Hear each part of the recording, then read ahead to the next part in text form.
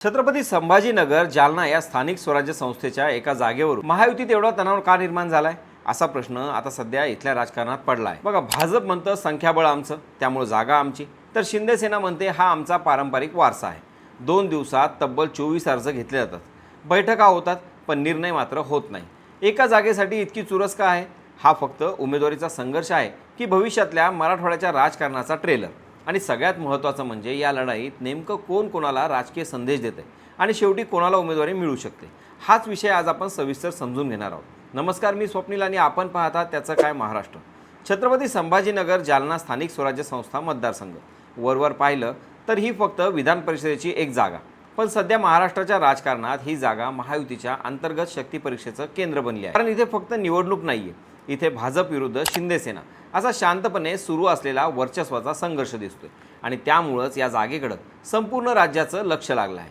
सोमवारपासून उमेदवारी अर्ज भरण्याची प्रक्रिया सुरू झाली आणि पहिल्याच 2 दिवसात 24 अर्ज घेतले गेले। एवढ्या मोठ्या प्रमाणात इच्छुक पुढे येणं हेच दाखवतंय की या जागेला किती राजकीय महत्त्व प्राप्त झालं आहे। विशेष म्हणजे महायुतीत जागा नेमकी कुणाला सुटणार हे अजून स्पष्ट नसताना शिंदे सेनेकडून अर्ज घेतले गेले। अब्दुल सत्तार यांचे पुत्र समीर सत्तार मैदानात उतरतात, तर दुसरीकडे बीडपर्यंत संपर्क साधून अर्ज नेले जातात। म्हणजे शिंदे सेना ही जागा सोडण्याच्या मनस्थितीत नाही हे स्पष्ट दिसतंय।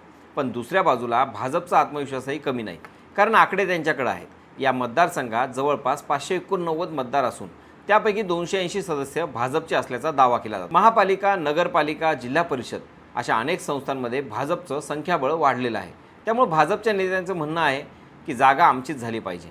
ओबीसी कल्याण मंत्री अतुल सावे थेट सांगतात की संख्याबळ आमचं आहे आणि मुख्यमंत्री देवेंद्र फडणवीस यांच्याकडे तशी मागणी केली आहे।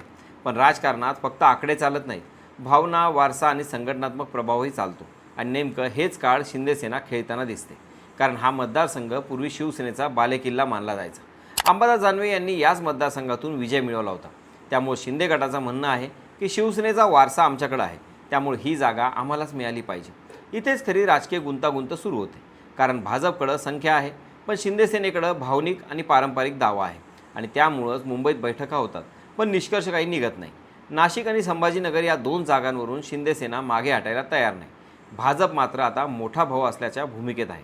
लोकसभा आणि विधानसभा निवडणुकांनंतर भाजपला वाटतंय की आता प्रत्येक जागेवर अंतिम निर्णय त्यांचाच असावा, पण शिंदे सेना देखील सतत स्वतःचं अस्तित्व सिद्ध करण्याच्या प्रयत्नात आहे। या सगळ्यात आणखी एक महत्त्वाचा मुद्दा म्हणजे इच्छुकांची वाढती संख्या। भाजपमध्ये आता अनेक नेते या जागेसाठी लॉबिंग करत आहेत। डॉक्टर भागवत कराड यांचं नाव चर्चेत आहे, संजय केनेकर यांचं नाव पुढे येत आहे, जिल्हाध्यक्ष किशोर शितोळे स्वतः इच्छुक असल्याचं बोललं जात आहे, तर जालन्यातून कैलास गोरंट्याल यांनीही दावा ठोकला आहे। आणि हीच गोष्ट भाजपसाठी डोकेदुखी ठरू शकते, कारण भाजपला जागा मिळाली तरी उमेदवार कोण हा प्रश्न तितकाच कठीण आहे। प्रत्येक नेता स्वतःची ताकद दाखवतोय। कराड यांच्याकडे दिल्ली कनेक्शन, संघटनात्मक अनुभव आहे, संजय केनेकर हे जुने भाजपनिष्ठ चेहरा आहेत, किशोर शितोळे जिल्हाध्यक्ष म्हणून स्थानिक नेटवर्क मजबूत ठेवतात, तर कैलास गोरंट्याल यांचं वेगळंच राजकारण आहे।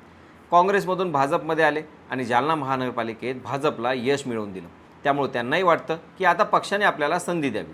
म्हणजेच बाहेरून महायुती एकत्र दिसत असली तरी आतमध्ये भाजपमध्ये मोठी स्पर्धा सुरू आहे आणि याचाच फायदा शिंदे सेना घेण्याचा प्रयत्न करत आहे। कारण भाजपमध्ये नावावरून मतभेद वाढले तर शिंदे सेना आमच्याकडे एकमत आहे असा दावा पुढे करू शकते। दरम्यान विरोधकांची स्थितीही तितकीच महत्त्वाची आहे। ठाकरे गटाची ताकद या मतदारसंघात पूर्वीसारखी राहिलेली नाही। शिवसेनेत फूट पडल्यानंतर स्थानिक पातळीवर अनेक नगरसेवक आणि पदाधिकारी हे शिंदे गटाकडे गेले, त्यामुळे ठाकरे गट या निवडणुकीत किती ताकदीनं उतरेल याबद्दल शंका आहे। काँग्रेस काही नावं पुढं करत असली तरी महायुतीच्या संख्याबळासमोर त्यांचं गणित लागणं कठीण दिसतंय। मात्र अशा निवडणुकांमध्ये क्रॉस वोटिंग, नाराजी आणि गुप्त राजकारण मोठी भूमिका बजावतं, त्यामुळे विरोधक पूर्णपणे बाहेर आहेत असं म्हणता येणार नाही। आता इथे एक वेगळी इनसाईड स्टोरी समजून घ्यावी लागेल। विधान परिषद निवडणुका या थेट जनतेच्या मतदानावर नसतात, इथे स्थानिक स्वराज्य संस्थांचे सदस्य मतदान करतात, त्यामुळे प्रत्येक मतदार महत्त्वाचा असतो आणि अशावेळी पक्षातील नाराज गट, स्थानिक समीकरणं, वैयक्तिक संबंध हे सगळं अचानक निर्णायक ठरतं। त्यामुळे भाजपला संख्याबळ असूनही पूर्ण आत्मविश्वासाने पुढे जाता येत नाही। दुसरीकडे शिंदे गटासाठी ही निवडणूक प्रतिष्ठेची बनली आहे, कारण गेल्या काही महिन्यात अनेक ठिकाणी भाजपचा प्रभाव वाढताना दिसतोय। अशावेळी जर संभाजीनगरसारखी पारंपरिक जागा देखील भाजपने घेतली तर कार्यकर्त्यांमध्ये चुकीचा संदेश जाऊ शकतो की शिंदे सेना फक्त नावापुरती भागीदार राहिली आहे। म्हणूनच शिंदे गट आक्रमक भूमिका घेतोय आणि या सगळ्या संघर्षाच्या केंद्रस्थानी आहेत मुख्यमंत्री देवेंद्र फडणवीस। कारण अंतिम निर्णय त्यांच्याकडेच पाहिला जातोय. भाजपच्या स्थानिक नेत्यांचा दबाव एकीकडे आहे, तर महायुती टिकवण्याची जबाबदारी दुसरीकडं. जर भाजपने जागा घेतली तर शिंदे सेना नाराज होऊ शकते, आणि जर शिंदे सेनेला जागा दिली तर भाजपच्या स्थानिक नेतृत्वात असंतोष वाढू शकतो. म्हणून ही एक फक्त जागा नाही, हा महायुतीतील भविष्यातला पॉवर बॅलन्स ठरवणारा प्रयोग मानला जातोय. संभाजीनगर आणि मराठवाड्यात पुढच्या काळात कोणाचं वर्चस्व राहणार? भाजप पूर्णपणे स्वतःचं राजकारण उभं करणार का, की अजूनही शिंदे सेनेचा वारसा आणि स्थानिक पकड प्रभावी राहणार?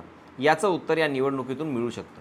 आणि म्हणूनच 2 दिवसात 24 अर्ज भरले जाणं ही फक्त प्रक्रिया नाही, तर प्रत्येक अर्जामागं एक राजकीय संदेश आहे. कुणी ताकद दाखवतोय, कुणी दबाव निर्माण करतोय, तर कुणी भविष्यासाठी स्वतःची जागा पक्की करण्याचा प्रयत्न करतोय. आता पुढचे काही दिवस अत्यंत महत्त्वाचे असणार आहेत. बैठका पुन्हा होतील, चर्चा वाढतील, फोनाफोनी होईल, आणि शेवटच्या क्षणापर्यंत राजकीय सस्पेन्स कायम राहू शकतो. पण एक गोष्ट मात्र निश्चित आहे, छत्रपती संभाजीनगर जालना मतदारसंघाची ही लढाई आता फक्त विधान परिषदेपुरती मर्यादित राहिलेली नाही, तर ती महायुतीतील खरी ताकद कोणाची याची चाचणी बनली आहे. आणि आता पाहायचं एवढंच, भाजपचं संख्याबळ जिंकतं की शिंदे सेनेचा वारसा? आणि या एका जागेवरून पुढच्या महाराष्ट्राच्या राजकारणात नेमके कोणते नवे संकेत मिळतात, हाच सर्वात मोठा प्रश्न आहे. तुम्हाला काय वाटतं, हा मतदारसंघ कोणाला सुटेल किंवा कुणाला सुटावा? तुमचं मत कमेंटमध्ये नक्की सांगा. बाकी राजकारणाच्या आखाड्यात आपली नजर कायम असणारच आहे. तेव्हा कुठेही जाऊ नका, पाहत राहा, सबस्क्राईब करा. त्याचं काय महाराष्ट्र.